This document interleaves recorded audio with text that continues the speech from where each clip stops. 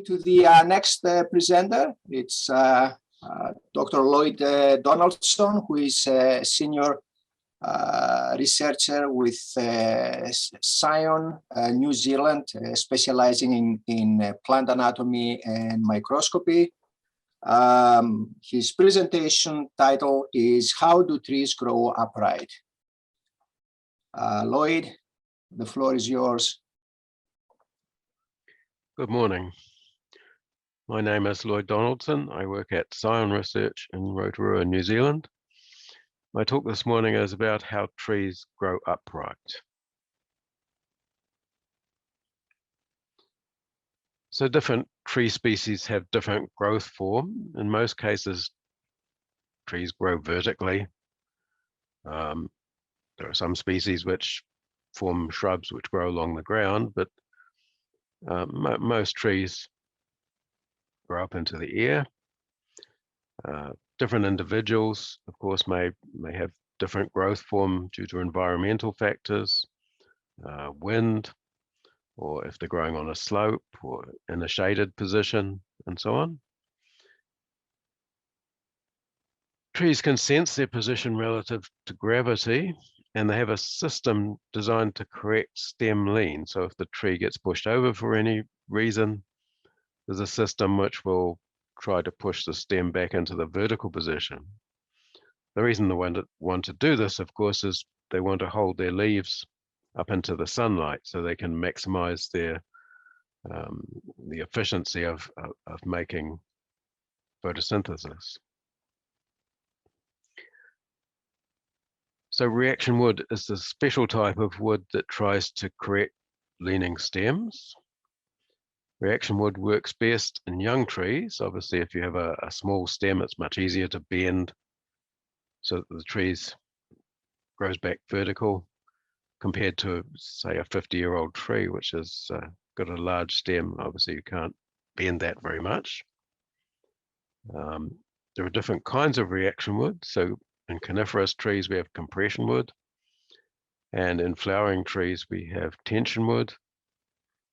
Compression wood tries to push the stem back towards the vertical, whereas tension wood works the opposite way. It tries to pull the stem back into vertical. Reaction wood helps the stem, the tree grow efficiently, but unfortunately it produces timber with undesirable properties such as high longitudinal shrinkage. So reaction wood, in terms of timber, is considered as a defect.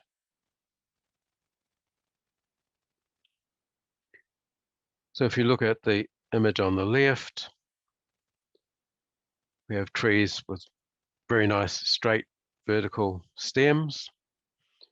Notice also the branches are pointing upwards, so it's a nice efficient position to hold the leaves into the sunlight. The tree on the right, however, has a different growth form. You can see the branches are drooping. We have multiple leaders. The stems are very tortuous. Looks like the stem was damaged in some time in the past. If we cut a cross section of these stems, we'll find lots of reaction wood in here. Probably very little reaction wood in these straight stems. So reaction wood is interesting to study because it affects the quality of wood for utilization as timber. We need to know the chemical and structural characteristics of reaction wood to understand how it works and why it produces timber with less desirable qualities. So it would be interesting to know what would happen if we somehow were able to make some trees where the reaction wood was turned off. How would these trees behave? And this is what I'm going to describe in my talk. I'm going to go over the characteristics of compression wood in pine and explain how compression wood generates the force to push the stem back towards the vertical position. So if we can consider the features of compression wood, if we look at a cross section of a young branch here, You can see this bright green material is the wood, and then the yellow fluorescence of the stem is the bark and the phloem. These brighter green areas are the compression wood. So this is a fluorescence microscope image, and the reason that the compression wood is brighter here is because it has higher lignin content. So we can see higher lignin content is one of the characteristics, increased density, so that the tracheids in this area have thicker cell walls. You have more hemicellulose, specifically galactan. Microfibril angle is steeper, usually maybe 40 degrees or so. The layering of the cell walls in each of the tracheids here is different compared to the normal wood on the other side of the stem.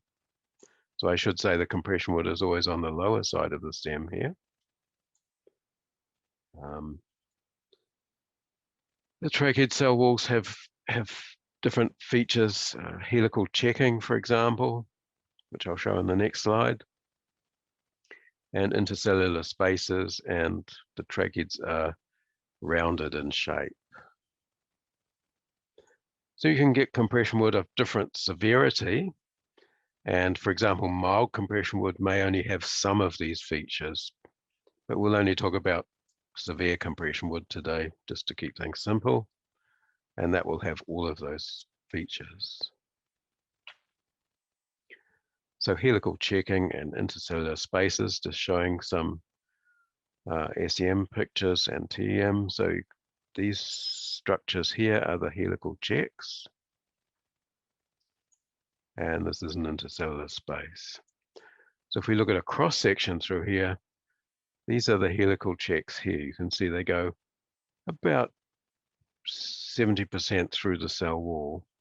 They also branch, so quite complicated structures here.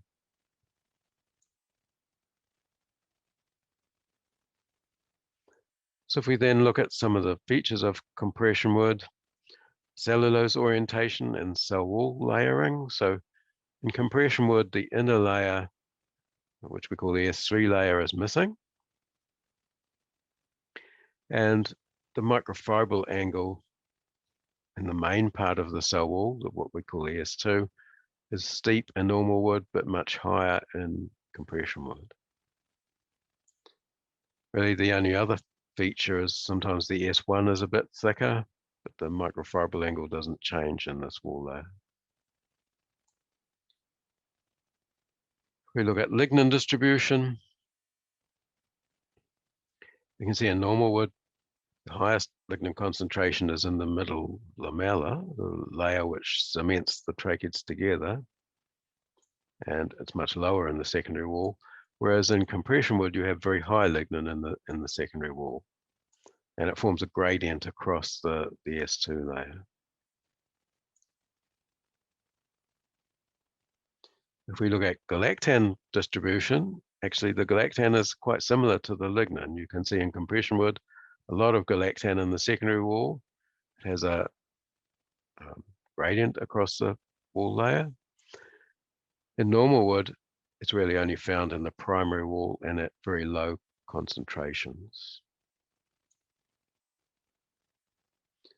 So if we look at some actual images of these things,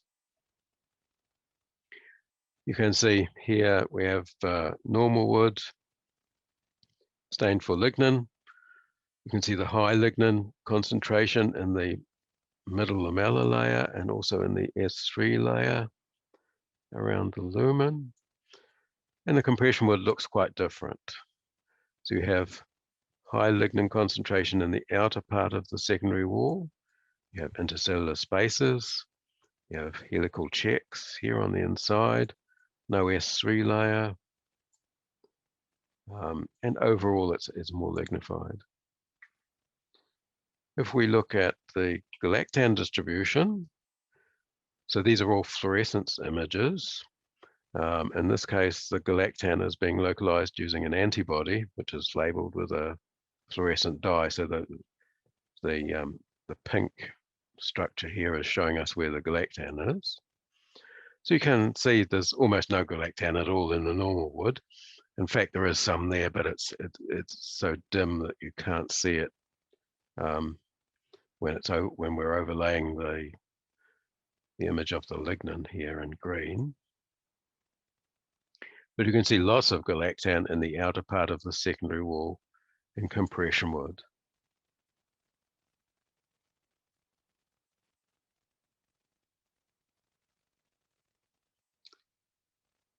So the experiment that we want to describe here is we want to create trees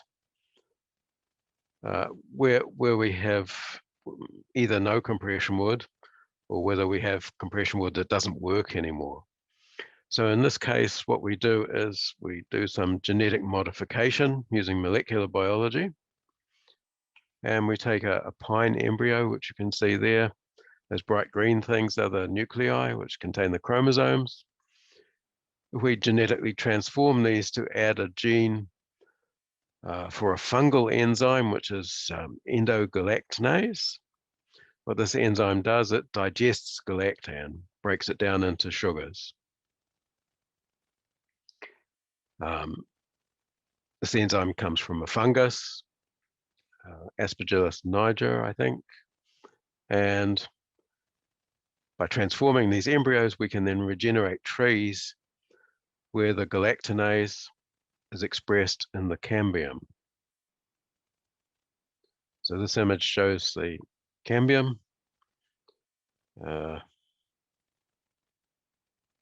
We can't actually see the enzyme, so I just show it as a diagram here. But as the cambial cells are making compression wood cells, this enzyme will be hopefully be digesting any galactan that's formed here.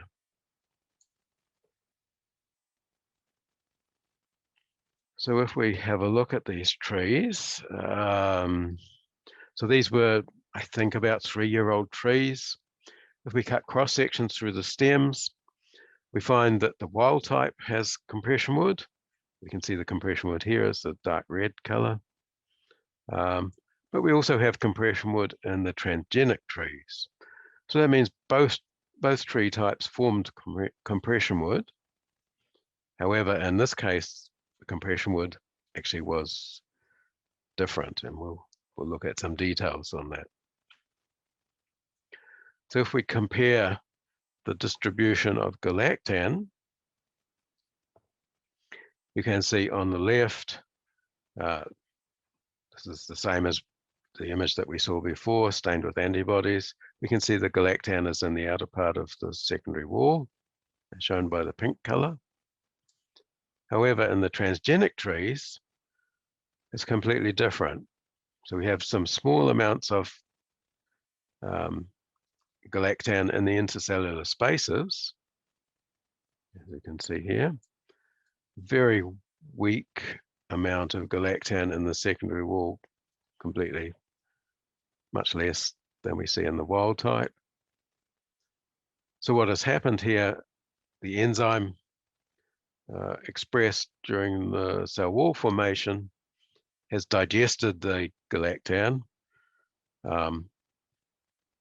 Probably most of it has been washed away in the transpiration stream.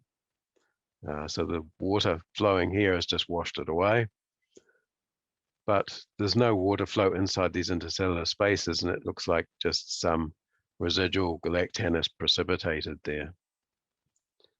If we have a look with a transmission electron microscope, we can see the residual galactan just sitting in the intercellular spaces here.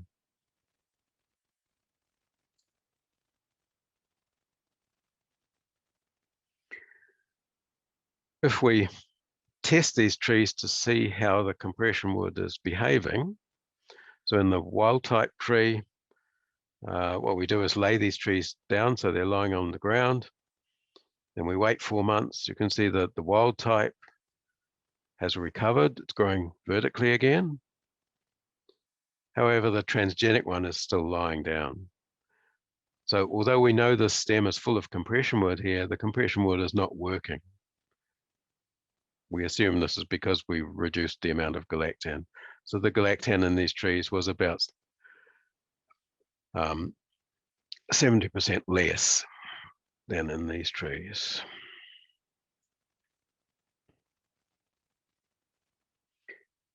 So the conclusion from this experiment is that both the wild type and transgenic trees formed compression wood. The galactan was greatly reduced in the transgenic trees and redistributed into the intercellular spaces, presumably as a result of being broken down by the enzyme which we expressed in these trees. The other features of the compression wood, so the microfibril angle, the helical checking, these were similar in the wild type and transgenic trees. So the only thing that changed was the galactan. And we know that in these transgenic trees, the reorientation of leaning stems was inhibited. So we can assume that by removing most of the galactan, we've stopped the compression wood from working.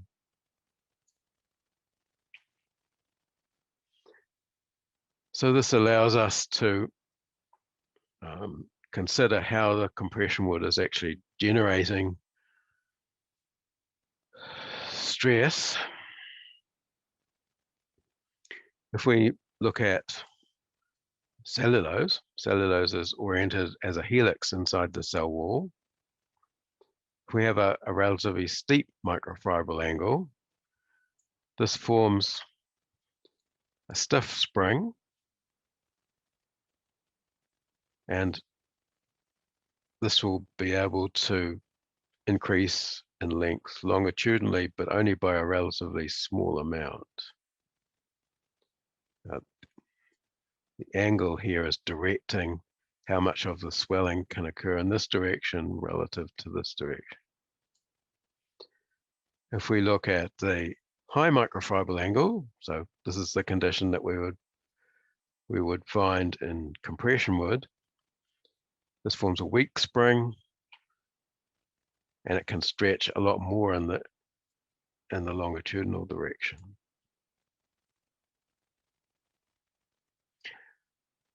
So we can propose a mechanism here. We know that the galactan, as shown here by these yellow blobs, during the cell wall formation, it's inserted in between the cellulose microfibrils. Due to interaction with water, it undergoes swelling, and that stretches the cellulose. What happens then is that the lignin is deposited, and that fixes the strain in the cell wall. Probably it only partially fixes it, because we already know that, I said before, that timber which contains compression wood has abnormally high longitudinal shrinkage. If the lignin completely fixed the strain, that wouldn't be the case.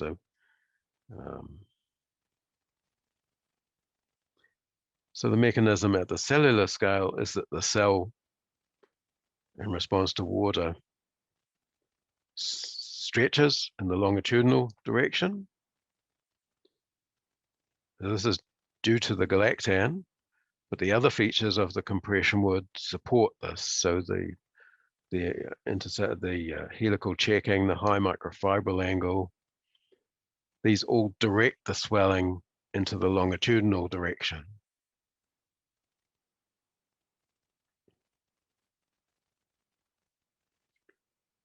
At the whole tree level, of course, the effect of this is to push the stem upright. So you have compression wood only on the lower side of the stem. As this expands, it pushes the stem back up into the upright position. So in conclusion, galactan is the driving force behind stress generation. So the galactan generates the force.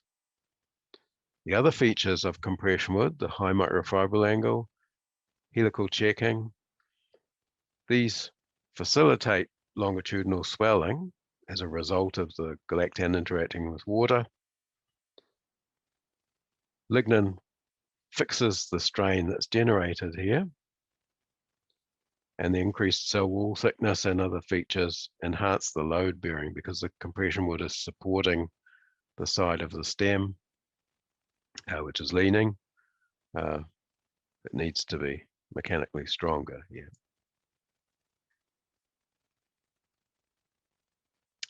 So I'd just like to acknowledge my colleagues here, Armin Wagner, Laurel Phillips, and Heather Flint. So these guys did the molecular biology. They generated the trees used in this experiment.